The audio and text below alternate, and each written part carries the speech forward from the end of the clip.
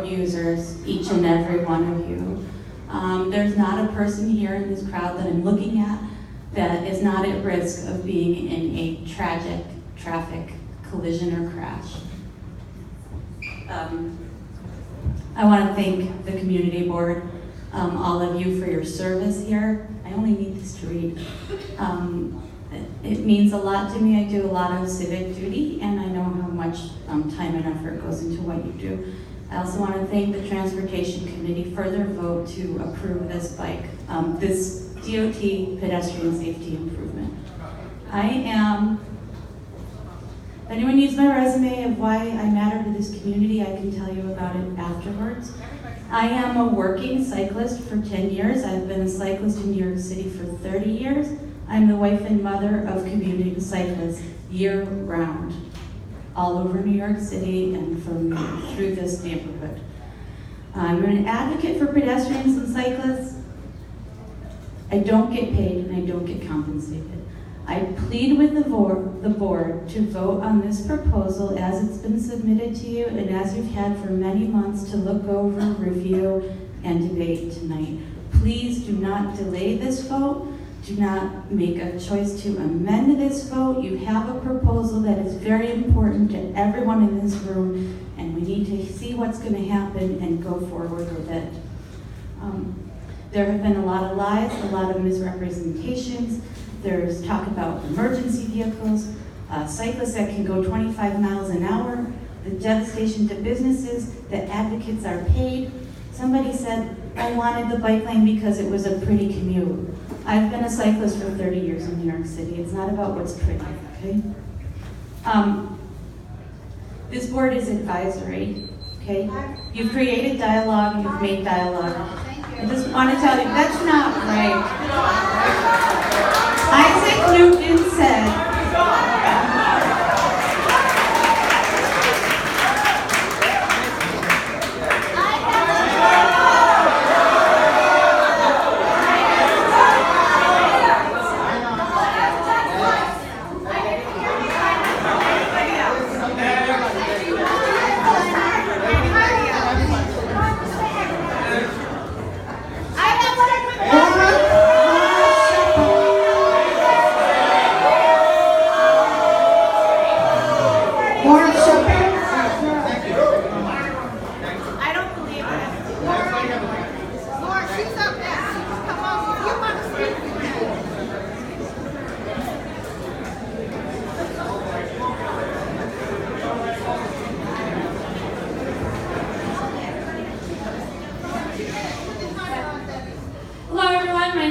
Shepherd. I live between Skillman and 43rd Avenues. Every trip I take by foot, bike, or train begins on one of these two, so I care very deeply about how safe they are.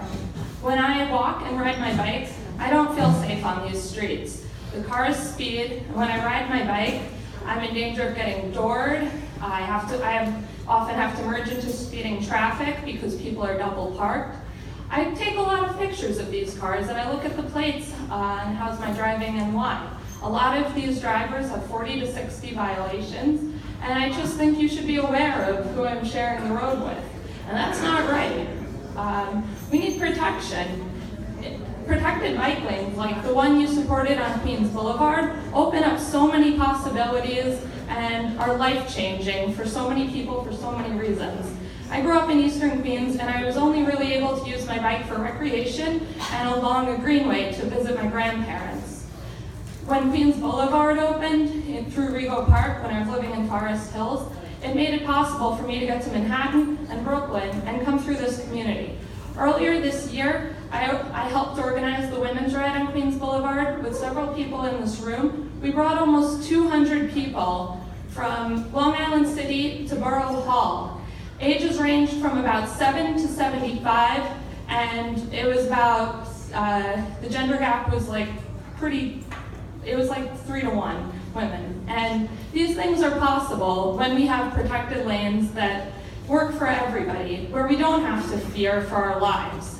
And you should just really consider that these are your neighbors' lives, and we're begging you for safe streets here.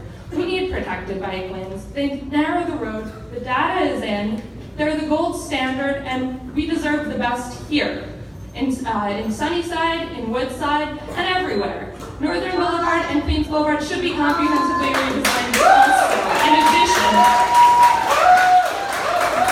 Next up is Justin Hannes and then Mindy Bickler-Green. Am I saying your name? I don't know.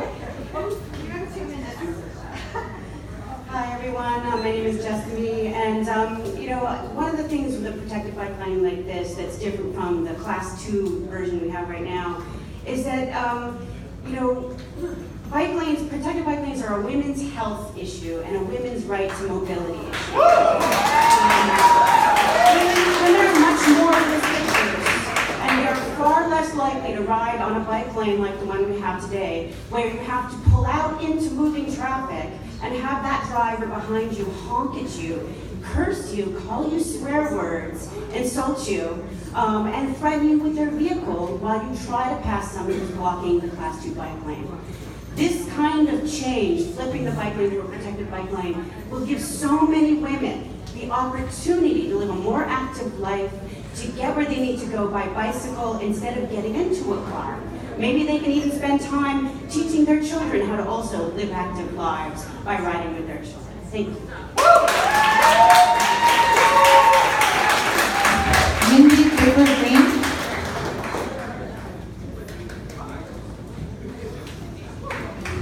And then Diana Demetriou, and then Robert Reichenbach. You have 2 minutes. Hello everyone, my name is Mindy Bickler-Green. I'm a Sunnyside resident and I oppose the plan, the DO's plan for protected bike lanes on Stillman and 43rd Avenue. Many of us who oppose this plan are for safer streets. Who doesn't want safer streets? I actually signed the original petition for the bike lanes last summer. Then I started hearing about what this would do to our neighborhood, and I educated myself about what would happen. I'm also the PTA president and co-president at PS11. PS11 is a Title I school in Queens. Our student body consists of 48% Hispanic, 40% Asian, and 9% white students. 53% of our families are low income. We also have students that live in shelters. I was elected by the PS11 parents to represent them. Having a protected bike lane adjacent to our elementary school is dangerous. We are worried about our children's safety. We brought this to the DOT's attention for the meetings that they had at our school. They say, don't worry about it. There are plenty of other schools with adjacent bike lanes. It'll be fine. They supplied a list of these schools, mostly middle schools and high schools, but there was one school in Brooklyn that was comparable, and that is PS 277 in Brooklyn. I reached out to them for their feedback, and guess what? It's a nightmare. Drop-off, pickups, a nightmare. Traffic congestion, it's horrible. And they only have 400 students. PS11 and PS 150 have just under 1,200 students each. But the DOT doesn't care. They didn't listen to any of our suggestions at our meetings. Their general response was, I can't go back to the engineer again. I do want to thank you for the crosswalk that they promised us in March, and I have to say it's very convenient that it was installed today for today's meeting. And what about all the other members of our community that this will negatively affect? Our elderly and handicapped neighbors will have direct access to their buildings. Does anybody care? Please vote no. Thank you.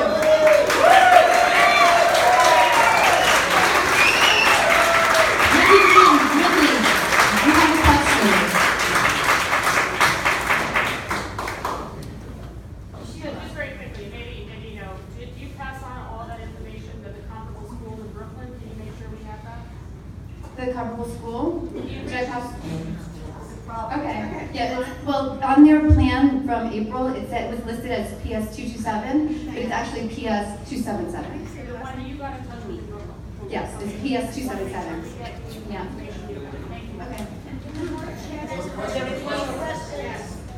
Okay. Could you please just explain a little bit more about the specific safety concerns that you have for the children at the school? Is it just pick up and drop off in the traffic, or is it actually crossing the street? The plan is the bike lane is going to be adjacent to the main entrance of PS11. So on that main block, so it's Skillman, it's between 56th Street and 54th. There are 3 exits that come out from the school. So the students are exiting out of the building at the end of the day. So all these kids are coming out, there's 1,200 kids that are gonna be funneled onto the sidewalk with their parents. We're in elementary school, there's 4-year-olds in there. They need parents there, they need family members. Where are they gonna go? They're gonna go in the bike lane. So the worry is that they're gonna be in the bike lane and these cyclists that are whipping through are gonna hit them.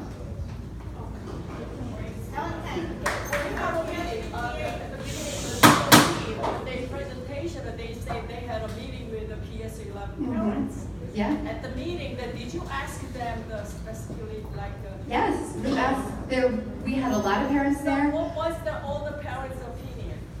They don't want it. They don't want it.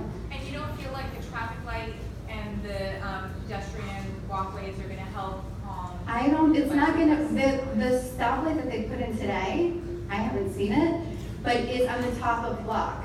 So it's not gonna affect anyone coming up from Roosevelt. That stoplight's at the end of the block. Dorothy, Morgan? Yeah, Mindy, have you brought up to DRT as we have the sign that is on Roosevelt Avenue directing local trucks to Roosevelt, which implicitly directs through trucks to Skillman? Have you addressed that? It was brought up at the PTA meeting, yes. Thank you.